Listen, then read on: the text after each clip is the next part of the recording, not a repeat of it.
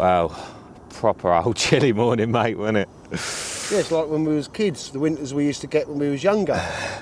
I loved it then. Like, I can remember being around the valley as a kid, surveying that as a little kid, like 12, 13, and in weather like this, white out, you know, in joggers and a t-shirt, and all the old boys going, "Are you not fucking cold?" Didn't like, nah, keen as mustard me, mate, and all that. Now we're sat here like, fuck this, I want to go home. My back is absolutely killing me. Joe's hurt his back, we're marooned, the river's come up, it's even coming up more now, like. Yeah, that stick's disappeared. Yeah, mate, we can't get out. Like, so we've got to either wade and get wet and cold, or we're hoping there's a way out up that way on the Thames path that goes through a little marina and that. And the plan at the moment, Joe can't possibly carry his kit across because he's broken. So what's the plan, Joe? Right, I'm going to wade across with my kit. I'm going to get wet, I know that, but c'est la vie. And then... We might as well just go with just your waders. What, and leave all my kit here? Yeah. No, we've got to go and get the cars. So I can either go way back and then drive round and grab Joe's kit, but I don't think it'll go in the van. So what we're going to try and do is I'm going to try and wade it. If it's out of, you know, if it's going to clearly go over the waders, then bollocks to that. We'll just load up and go that way. It might be a long walk round. Honestly, this is the worst back pain I've had in my life. It's like literally just trying to do anything, moving around is like agony. So yeah, it's not ideal. And I was actually, you know, very few times in my life have I been in a bivvy thinking, please do not get a run. But last night was one of them, because yesterday afternoon I had a bream and I could hardly even pick the rod up, like bend down to pick the rod up. I thought I was going to have to get Nick to hit it for me. Yeah. As someone that's had a bad back for a long time, I'm not taking the piss, do you know what I mean? Because I've been in this position, fucking hell, countless times over the years. You can't even get out of bed yesterday, could you? Like, it's horrible. Yeah. Nobody wants a bad back. And not that I've got many enemies, but I wouldn't wish a bad back even on them, like, you know, because I know how absolutely debilitating it is. Like, I suffered for a long time, and now Joe's got to the ripe old age of back pain. Oh dear. Well, you caught one, mate, didn't you? Yeah, I got a roach. Saved a blank. 3 in the morning, I got out and everything was pure white, and I looked at the rod, it was like white, and I thought, I don't even want to pick you up, and it was going dink into the rod, dink. I was only fishing down here, but it was like, I don't know, £1.25 roach, £1.50 or something. Ate my massive snowman like they do. Why, I don't know, but he did. I wasn't very grateful for it. But there's fish here, you know, like how can there not be? The river is like quite literally, I can't see how anything can survive out there apart from the barbel. So you know that, I mean, look, there's little fish topping all the time. There's every chance there's a carp about, but you know, fortune favours the brave and the stupid, and we're a bit of each, I think.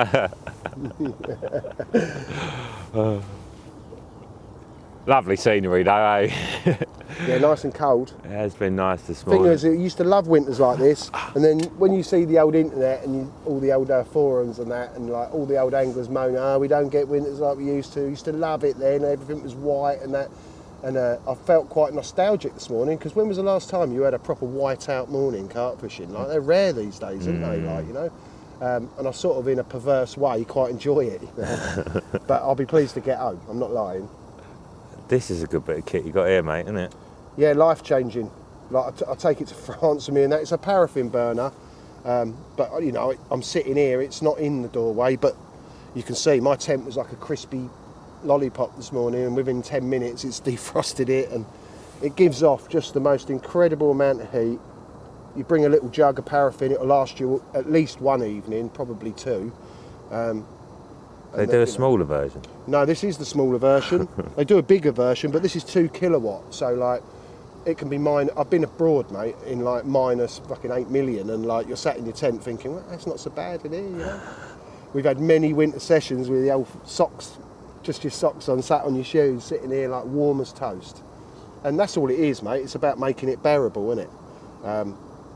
I've spent a lot of years suffering as a carp angler, And as you get older, if you don't get a bit of sense, you get a little bit of wisdom. And like, why would you suffer? Like, I've got a trailer. Like, apart from the fact it was trying to be a boat yesterday. Like, normally, Sorry.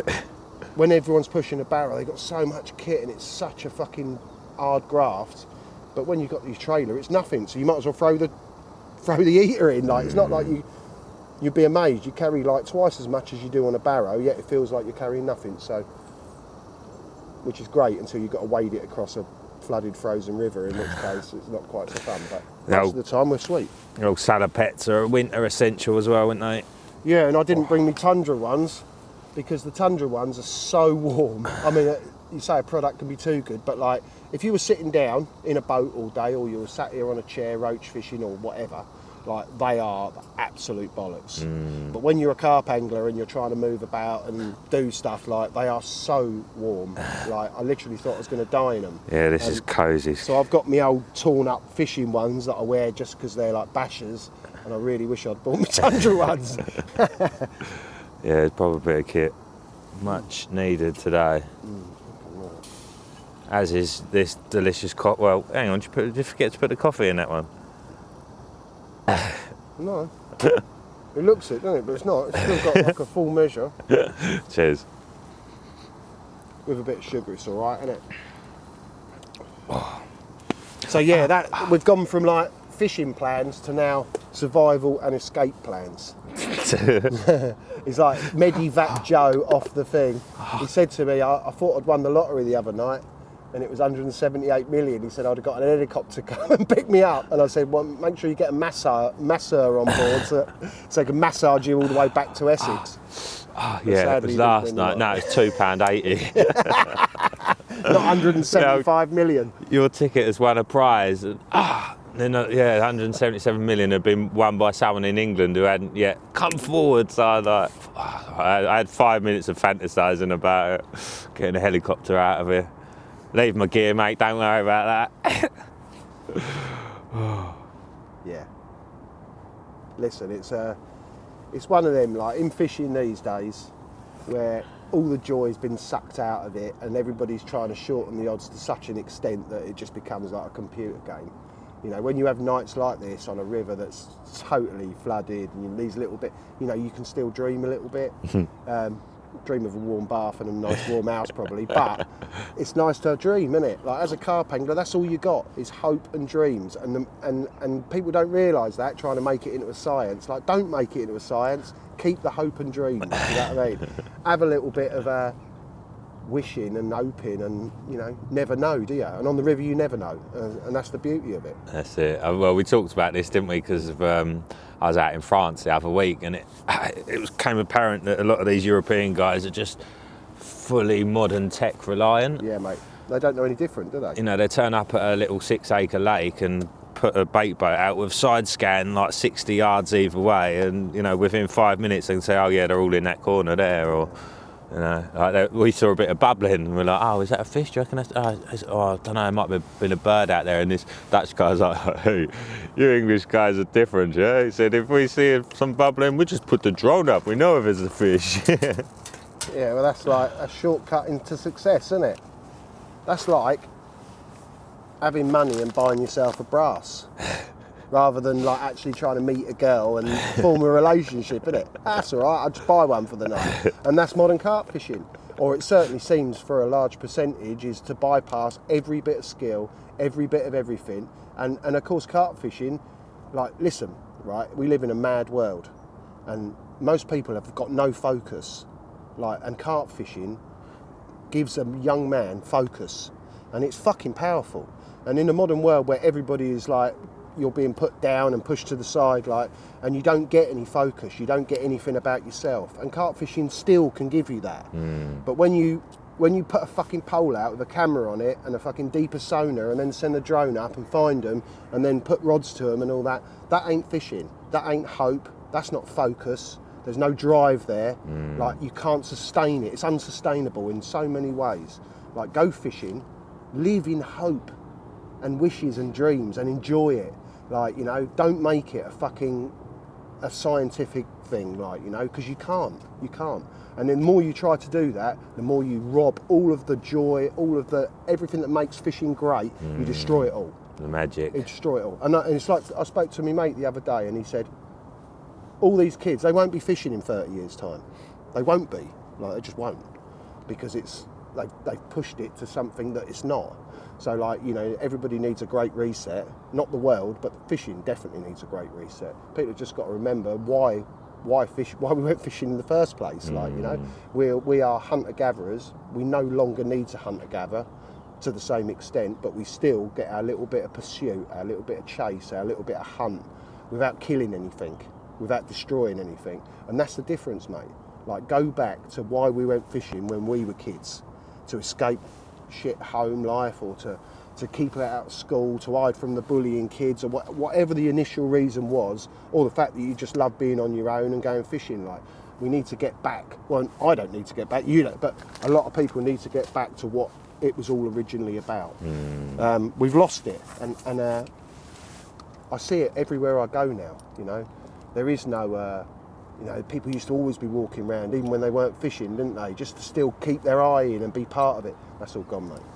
That's all gone, and that's a real shame. And because of that, because we've fished for our entire lives since little kids and seen the change, we don't want a part of that either. But if you get into it now, it must be super exciting.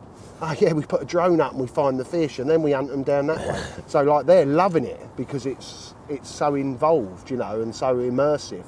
But fishing should be a different sort of immersive, shouldn't it?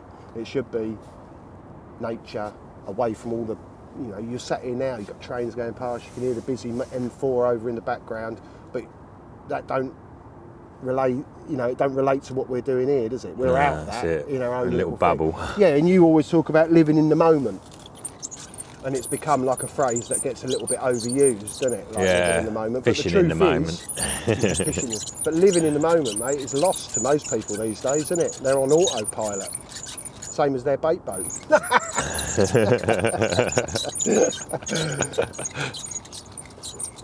Hey, listen, it's easy to, I think, generationally, because you're younger than me, but we've lived the same life, haven't we, really, relatively? Yeah. And it's very different now.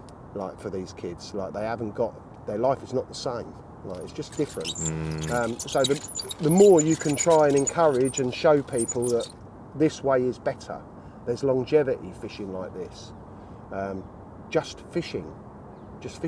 Like, yeah, there's so much doubt. There's so many things that can go wrong when you just fish. You know, you're not fucking feeling for lovely little spots and using a camera or a drone to present everything absolutely perfectly on fishable ground. Like, the whole art of fishing and the whole part of fishing is the fucking not knowing, is the chance, is the hope.